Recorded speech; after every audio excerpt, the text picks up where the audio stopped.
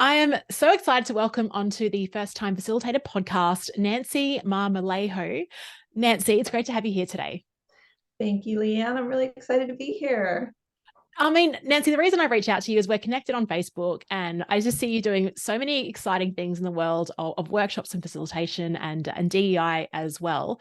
For listeners that may not know you or know your story, can you share a bit about the work that you do today, and actually, maybe reflect on your past and what are the two or three things that sort of led you down this path of what you do now? Well, the work that I do now, we call it DEI on the person to person level. And so, in working around leadership and communication skills trainings, emotional intelligence, and just that human awareness, self awareness as well as awareness of others. That is the work that I do now with organizations. And then my past life, my first career was I was actually a teacher. Ah. And so I worked with kids who were falling through the cracks and really struggling with literacy, struggling with just keeping up with the system.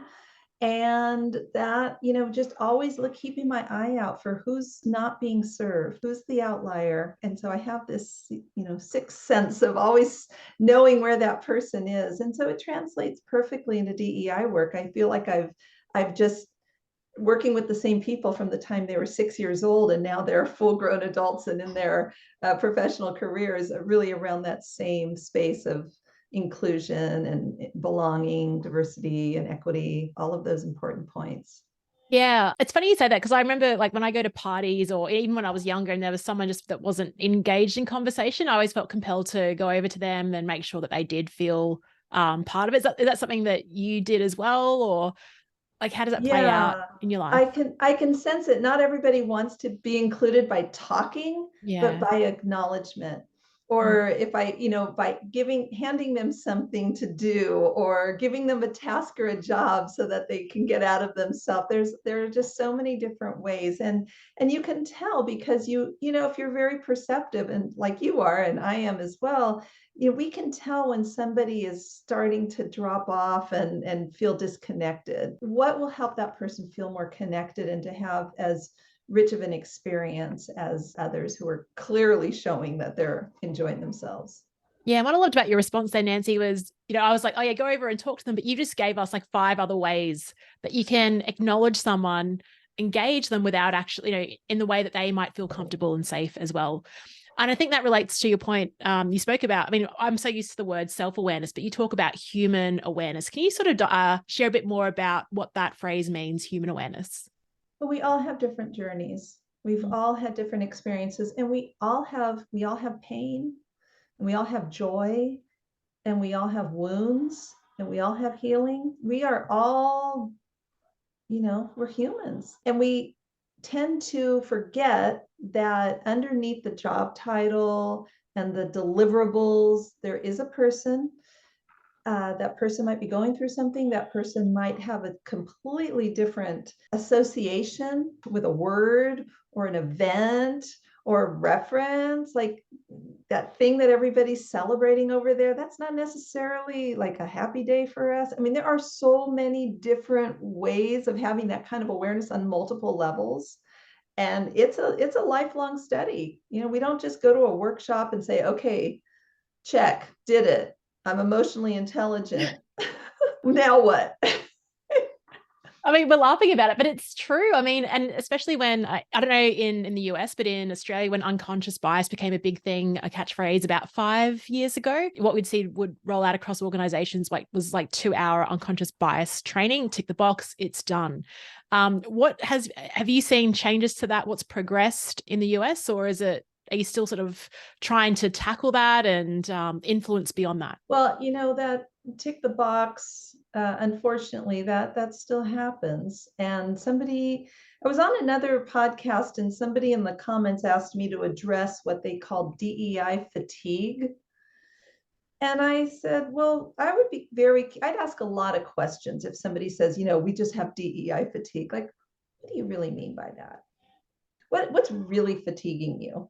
Is it the fatigue of learning something new and different? Is it the fatigue of not having the right tools to be in tough conversations?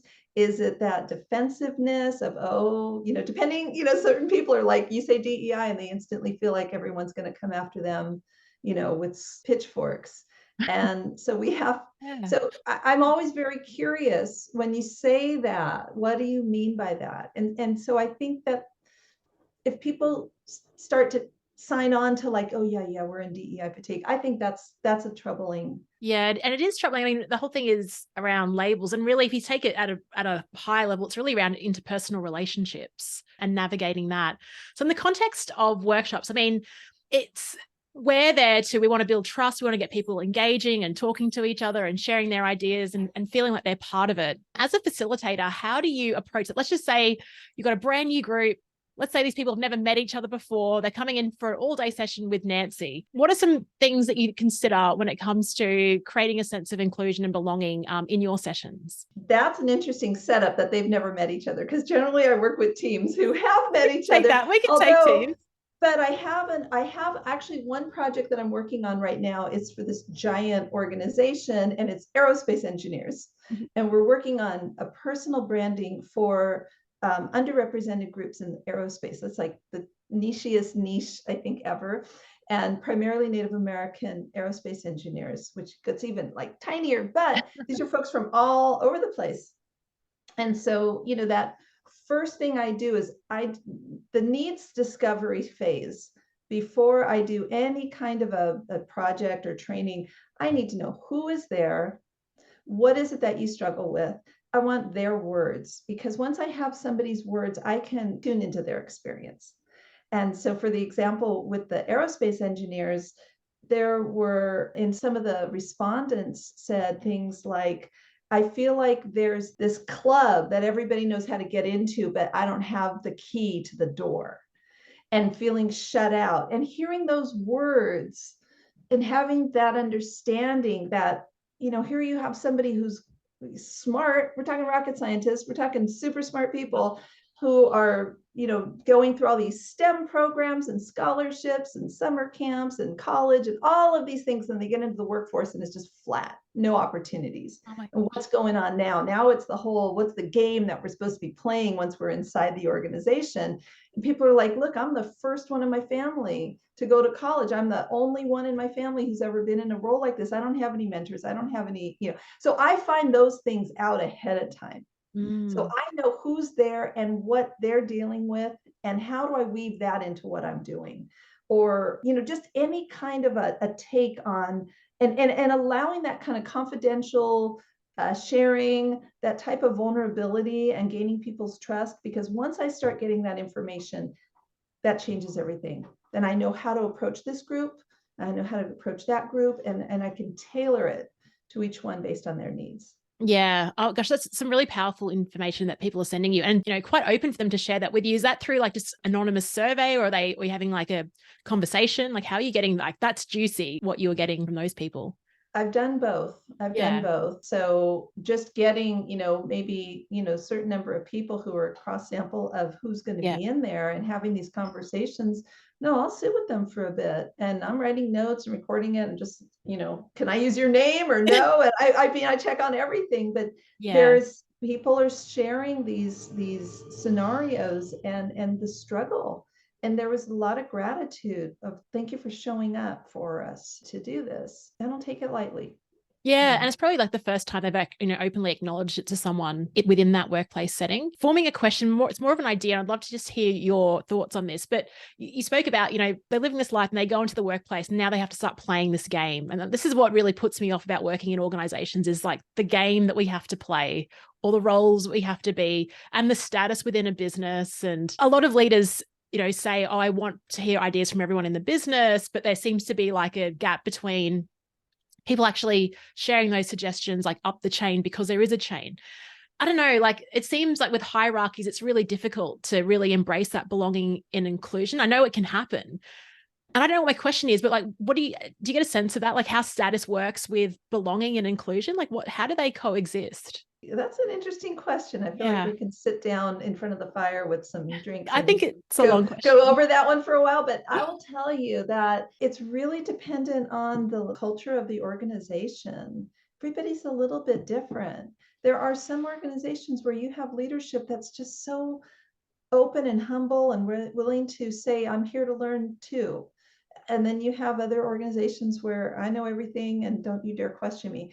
I vet my clients. I don't work with everybody. I'm not here to, squeeze blood from a rock. Is that the expression? And I want to work with people who are open and willing to change. And so I have lengthy conversations with clients even before they hire me. I want to make sure this is a fit because my work isn't going to thrive unless we're all on board with being open and transparent. So I think that with these things around hierarchy and belonging, it's just a matter of being able to be in the person to person, human to human level. I had a training recently and I did not realize it, but the CEO was in the room. Everybody had talked about the CEO, and the CEO liked to pop in on these trainings. And this was on like active listening and communication. And there was a person who came in and had like a little name badge on, which I think had their name and their title. And it was the day I forgot my glasses in the car, so I can't see a thing. And to me, it's just this person over there, but I couldn't realize, like when we did pairing exercises, why doesn't anybody want to partner with that poor woman over there? I was feeling sorry for her. And then I found out that was the CEO, and it was hilarious. But I loved how she just came in and was sitting there with people from all levels of the organization as a participant. The title, the status was gone for the most part.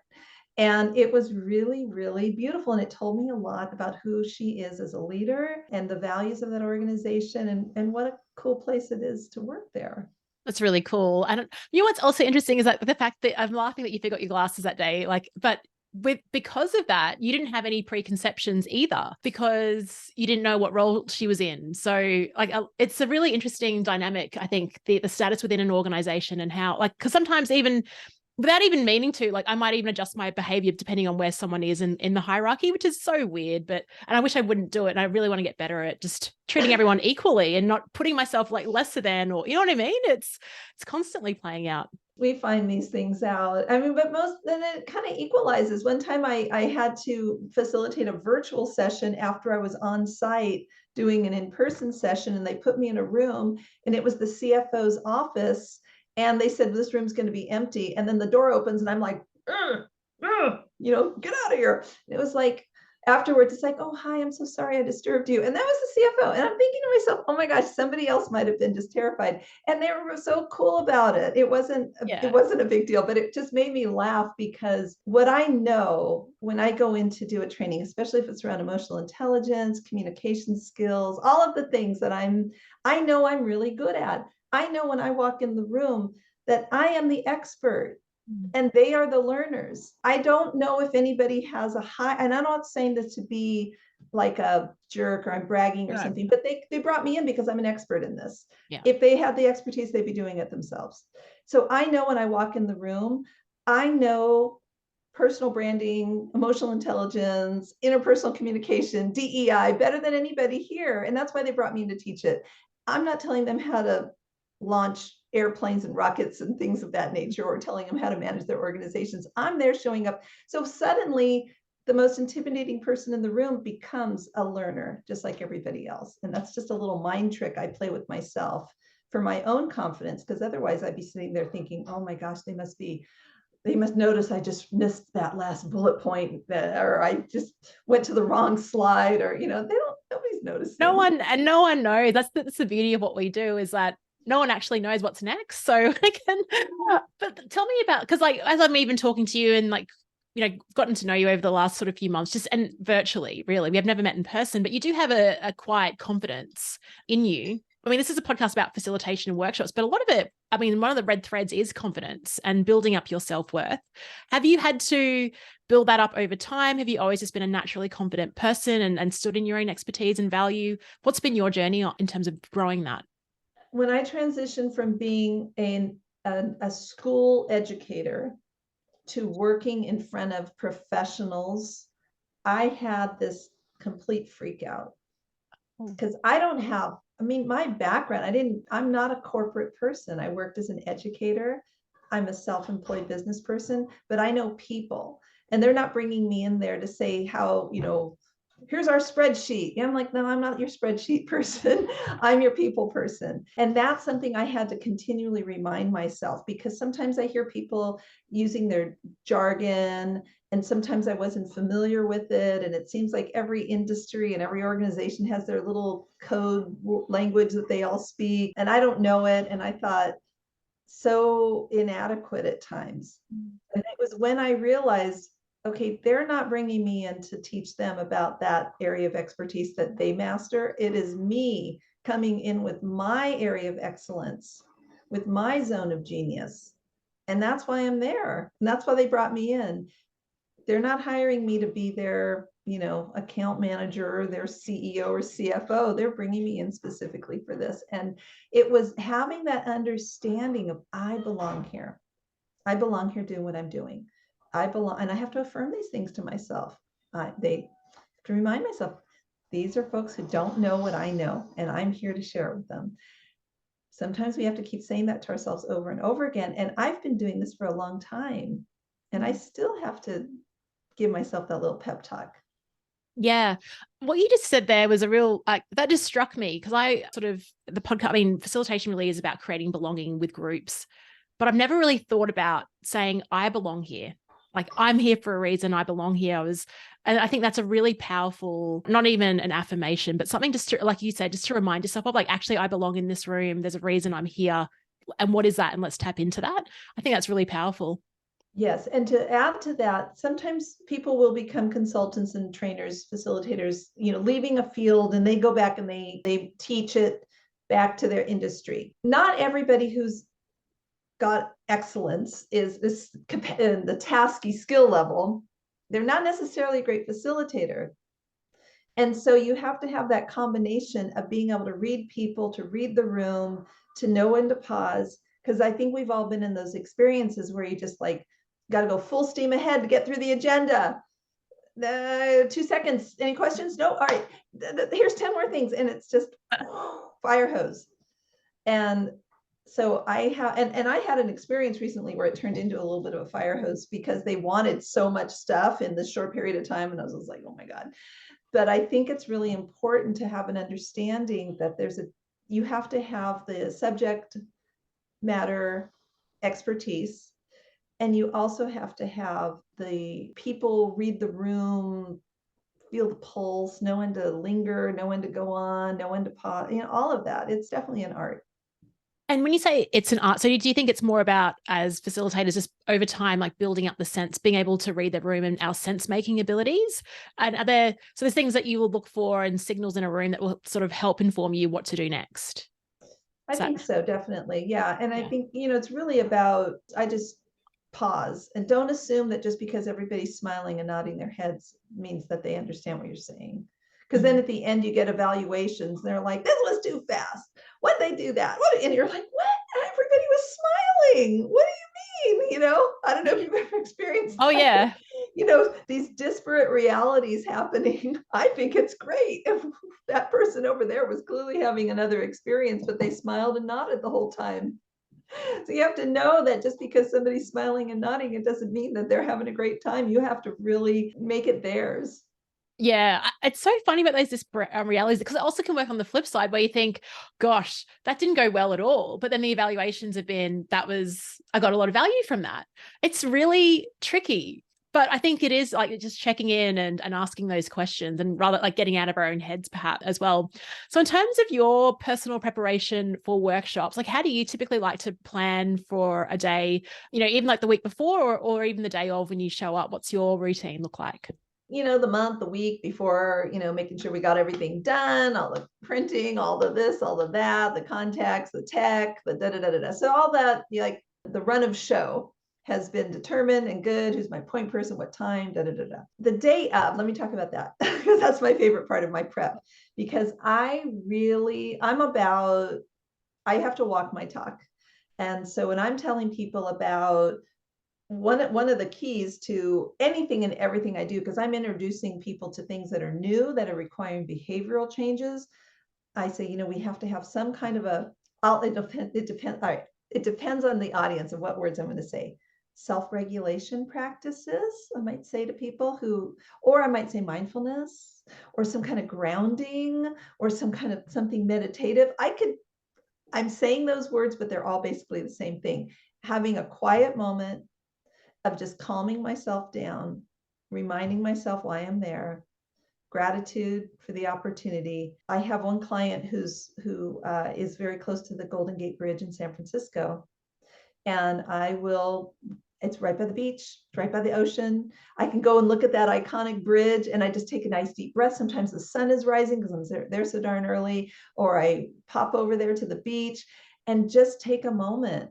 Or I have this one specific little coffee house that I go to, and I get coffee and oatmeal. And I'm really specific about the place I get and who makes it for me. But it's just these little rituals that I do, allowing myself ample time before it starts. I don't run from my car into the room. Okay, everybody, like that. And then for my virtual events, I'll do the same, some kind of calming grounding. But I have this virtual waiting room. It's a video of the ocean and the sound of the waves. And I purposely leave people in there for a minute. And it says, please enjoy this moment of relaxation or something like that. Because when people run from meeting to meeting and meeting, they're barely breathing. They're just rushing. And so I try to put these little things in there that are calming me, and then I invite other people to I do that love as that. well. And you, I think, Nancy, you shared that video in the Flip Chart Facebook group. And I want to actually, I'll find that post again and just comment on it. Such an amazing idea, because you're right. It's like the stuff that you can do before the workshop to create that sense of calmness. And so, yeah, it's grounding people before they even enter your room. Like, you don't have to wait for the meeting to start. You've already kicked that feeling off. I don't want frantic. I really can't. I can't, like, if you're frantic, it's not going to work out in our work together. And that was just a little thing in Canva. I posted the link. People can download the template and just don't alter the original. Go make a copy and have at it and do whatever. But if people always say, gee, I really enjoyed being in your waiting room. Okay. That's a great compliment. Yeah. I know, have fun. It's so fun. Somebody had told me, why don't you do you talking to people and promoting yourself? I'm like, do they need another broadcast at them? Like, how about calm? Yeah, that's a real gift. In terms of your favorite, do you have a favorite like icebreaker or opener that you like to use in your workshops that you like to share with listeners? This is going to be determined by who the audience is. Because there are some audiences, the minute you say icebreaker, the eyes roll, the groaning starts. So I tend not to say icebreaker. I don't use it outside of the podcast. Don't we worry. Right. It's like, hey, let's just do a little connection, or, and everybody's like, oh, that means icebreaker. But so I have, I love the good old thumb ball for in person, it looks like a little ball, and like, well, what we call soccer ball here, football in other countries, and you catch it, and wherever your thumb lands, there's like a little thing, like, what's something mischievous you did as a child? Or you throw it to another person. It's like, what's something on your bucket list? And it's fun because people are throwing stuff. So when I have those, like, I can tell the people, like, oh, they're going to really get into this. They're throwing it and catching it. And I always make sure I check beforehand with my point person. It's like, I have this ball, but is there anybody who would not be able to catch a ball, or this could create discomfort? Or is there anyone with an injury or a disability? And so I check on that first. I don't want to like throw this thumb ball and then somebody is suddenly, spotlights on them. I love these cards. They're called reflection cards. The company is Holstee, Holstee. Oh, yes. Yeah. Oh, they're beautiful. They're beautiful. And I will use those. And then one time I was doing an emotional intelligence workshop, and it was mostly like engineers and people who were in like construction and things like that, predominantly male. I'm sorry, but the men aren't all like, yay, icebreaker. It's like, I don't mean to stereotype, but so I knew that emotional intelligence was going to be an uncomfortable topic for many of them. Like, oh gosh, feelings. So I made them these little bags, and it was called the emotional support kit. And inside the bag, I put one of those little squishy stress balls. I put a little plush, like Beanie Baby kind of animal. I said, there's your emotional support animals. They had like elephants and zebras. And I put in like candy, chocolates, things like that. And they opened it up and I'm looking, and there's a couple people that have their little stuffed animals on their lap petting it, or people squeezing the little ball, people trading, hey, can I have your giraffe for my zebra? And that was the icebreaker. And so it had like a delight and surprise element to it at the onset. And so it set the tone for a heavy topic to just have a little bit of fun and disarming people's resistance. Yeah, and it does just open up that door. I really love. I mean, I'm taking all these notes down. The emotional support, that is such an awesome idea, because I think some of these topics that we do facilitate on, they are quite heavy, and you kind of do need like just some hook or some way to get people to actually open up. And by doing that, by even just people bartering with each other over the animals, it brings a bit of joy into that, and Yes. that This is a fun. group I had worked with before, so I knew that it was going to work with them. I don't think I'd spring it on some people like, I don't know who you are, but I'm going to give you an emotional support bag. But there was something about everybody getting a little gift. So whether it's an emotional support or something, but some type of a little thing like, here's a little something for everybody here. It feels, you know, oh, that's mine, or someone was thinking about me. They're just a little something. And in addition to the good old, folder with the worksheets in it and whatever. Yeah. And I think just from your response, what I like about your answer as well is that you're saying, well, with this audience, so you're always having that container of, I think about the audience first before I decide on what the opening activity is, or what we're doing, or what the gift is. It really depends on that. And that informs your decision then. Yes, everything, it's always about who's in the room. You can't just go one size fits all. Absolutely. Couldn't agree more, Nancy. Nancy, what advice would you offer for those people that are starting their career in facilitation? They might be that subject matter expert, and now they've been asked to share their expertise with others. What advice would I give? Well, in looking at this whole concept of how, like for me, looking at everything through the lens of diversity, equity, inclusion, belonging, justice, making sure that what we're saying and doing supports that. And it's not necessarily, so I think you and I talked before we got the recording on, is I'm not necessarily a DEI person from the policy level. Like I told you, I'm not a math DEI person. Like we need this percentage and that percentage and increase and decrease. However, that information is helpful for me when I do the work because I'm people to people. So I really want folks to understand that, diversity is everyone's invited to the party. And inclusion is everybody gets to add to the playlist. And equity is everybody can experience the music.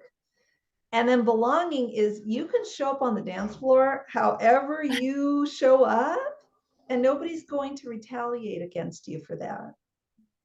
And so if you just understand that, giving people that ability to show up as who they are, understanding our own areas of growth and opportunity. I know for myself, areas that I am really like where I'm growing and stretching is being aware of ableist language, of understanding neurodiversity a little better, catching myself if I'm maybe making a judgment or an assumption about somebody. So there's a lot. Just because we've been doing this for a long time doesn't mean that or even those who are new, it doesn't matter, but we can't make assumptions. And that person who's withdrawn, it might not be because they don't like your curriculum. They might have just experienced something very challenging. So I think there are just things around that we have to be really aware of. And I think that awareness is, if we have that awareness, it makes our facilitation so much better. I agree. And I think one of the reasons, so the flip chart, the community where we have facilitators, the beauty of that is that some people will post questions about things that I didn't even know existed. And then I think, okay, I need to know more about this. So I think you're right about when we're solopreneurs in our own sort of space, it's really important that we do stay aware of like what's current, what's coming, what are clients after, how can I, given this context, what can I do differently? And just like you said, just challenge our own assumptions and constantly build that. It's not a one and done. That's the thing. We're always having to improve. Yeah. And also just a couple other things, I think are really important for people. And this might just sound so elementary, but it's a good reminder when we preview our agenda as part of psychological safety. When you had shared something, I think in your Facebook group, that Michael Bungay Stanier had shared just his way of asking people how they're doing, or how I'm willing to be all in, or, there was this allowing people to take a pulse, I think that those types of things are really important throughout. I'm all about small groups. I'm not there to talk for an hour or two. I try to do as little talking as possible. I just look at my job as setting people up so they can get into dialogue. Oh, I like And so I'm not a lecturer. So I give them a prompt, I give them something to practice with, and then they leave having, understanding the vocabulary around it, the frameworks. People love frameworks. Oh my God, people love frameworks. people love frameworks. And demonstration that they got to practice it.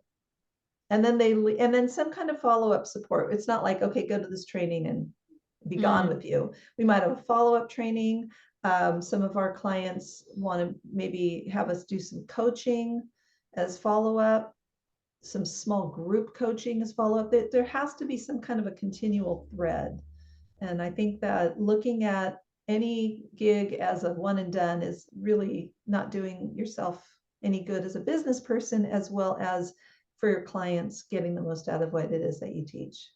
Yeah. And I think that's right. I think early on in my career, clients would be like, oh, we need a workshop. And you sort of took that as, okay, that's what I'll deliver. But well, what is the result? And it might include a variety of different things, like you spoke before about the embedding piece as well. I really like that phrase, setting people up to get into dialogue. I think that really relates to making them feel that they belong and included, that their dance is fine, whatever dance they decide to do is fine in their small groups, and then providing the framework to embed it and to practice it in their sessions as well. Really great. And as you were sharing that, I could just see how your workshops would actually run. It was very clear, that format. So yeah, really cool. Nancy, if our listeners would love to get in touch with you or find out more about the work that you do, where can we send them?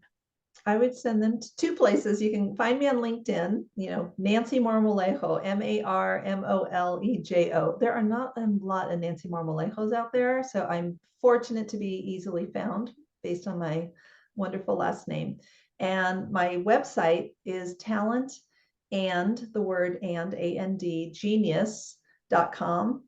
And yeah, we're authorized and certified with the DISC assessment, emotional intelligence, change management, DEI. We've got all these different areas, but again, it's really all of the things that I share. These are DEI strategies. People think that DEI is it's nothing but having those difficult conversations that people want to avoid. But what really, there are many aspects of it. Psychological safety is a DEI strategy. Allowing people to connect in small groups is a DEI strategy. Honoring everybody in the room and learning styles and life experiences. These are DEI strategies, focusing on belonging. So we have to have an understanding that it's an overlay to all that we do. It's not an add-on. You don't do a workshop on DEI. You do a workshop through the lens of DEI. That's my approach. Yeah, no, I agree with that completely. And innovation, it's like all of it. It is such an interesting area to be in, and it's interesting how the label sometimes can get in the way of actually what you want to create.